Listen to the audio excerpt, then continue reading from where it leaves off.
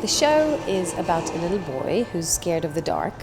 The dark lives in his house. It lives behind the shower curtain, underneath the bed. It's everywhere, but mostly it lives in the cellar of this boy's house.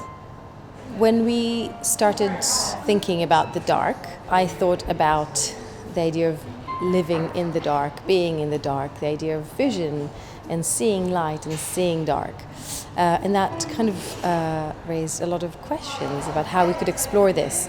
Initially we've been working with Great Ormond Street Hospital and Southampton Hospital as well, with the ophthalmology departments there. And we've met a few contacts who've been sort of introducing us to blindness and visual impairment. So we've been looking at the dark as associated with fear, and we've been asking children and how they feel about it, and doing workshops with children in the hospitals, which has been really enlightening actually and amazing. I think there's something really exciting about darkness. The only way we see light is by being able to control darkness. The darker something is, the more easier it is to control the light. So there's a few different elements that we want to play with in the design. The lighting being one, and whether or not we can kind of map areas of the house using lighting alone. The other element is to try and build kind of one object that can kind of morph and change and create different spaces.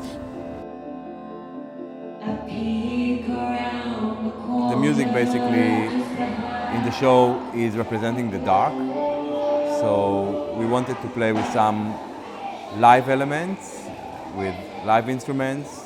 The voice itself is, we kind of experimenting with it at this point, that the voice is basically the dark. And then the instruments that surrounding it will be some electronic instruments that are loopy and kind of creating this sense of space. And some of them are live, which create the warmth, so kind of showing both sides of the dark. I guess for the dark, it is expansive and atmospheric and atonal at times, but also provides almost like a lullaby. It treads between being a music of comfort, but also a music of the unknown. At the moment we're still exploring, but I suppose it's kind of veering between some quite sort of small, quite comedic aspects, where Laszlo gets to use the whole of his self, like from his toes right through to his face.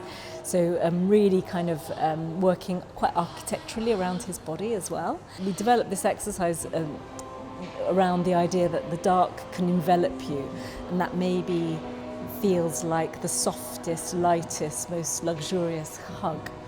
I think I am most excited about the audio descriptive element of it and the soundscape of it and the sound design alongside the music, to see how many different levels the story can come across through. So I think because it's a dance piece primarily, visually it's going to be quite strong. So if there's a way to get the audio sort of side of it to be as strong, and at least maybe mirror it, if not be the exact same thing, that I find that really exciting.